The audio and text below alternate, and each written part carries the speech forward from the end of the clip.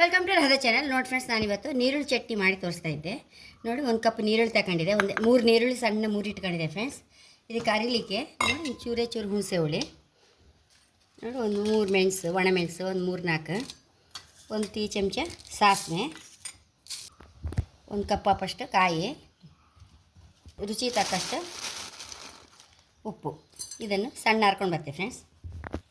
ಒಂದು 4 ಬೇವಿನ ಎಲೆ, ನೋಡಿ ಒಂದು 4 ಬೇವಿನ ಎಲೆ, ಒಂದು ಹಸಿಮೆಣಸು ಚಕ್ಕಪಕ್ಕ ಮಾಡ್ಕೊಂಡು ಬತ್ತೆ ಫ್ರೆಂಡ್ಸ್. ಇದನ್ನೆಲ್ಲ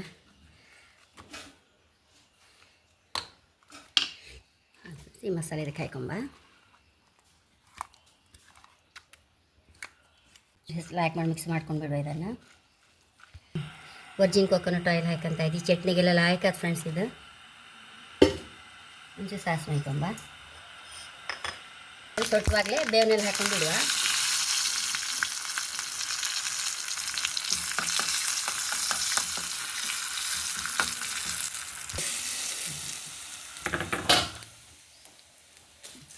ಫ್ರೆಂಡ್ಸ್, ಎಷ್ಟೋ ರುಚಿಯಾದ ನೀರುಳ್ಳಿ ಚಟ್ನಿ ರೆಡಿಯಾಗಿದೆ. ಅಡುಗೆ ಮಾಡೋಕ್ಕೆಲ್ಲ ಬೋರಾರೆ 1 ನಿಮಿಷದಲ್ಲಿ ಚಟ್ನಿ ಮಾಡ್ಕೊಂಡು ಹೈ ಕ್ಲಾಸ್ ಒಂದು ಬಟ್ಲ ಅನ್ನ ಊಟ ಮಾಡಿಬಿಡ್ಬೋದು ಫ್ರೆಂಡ್ಸ್. ಅಷ್ಟು ರುಚಿಯಾಗುತ್ತೆ ಈ ಚಟ್ನಿ. ಹಾಗೆ ನನ್ನ ಚಾನಲ್ ಇಷ್ಟ ಸಬ್ಸ್ಕ್ರೈಬ್ ಮಾಡಿ, ಲೈಕ್ ಮಾಡಿ, ಕಾಮೆಂಟ್ ಮಾಡ್ದಂತೂ ಮರಲೇಬೇಡಿ. Thank you.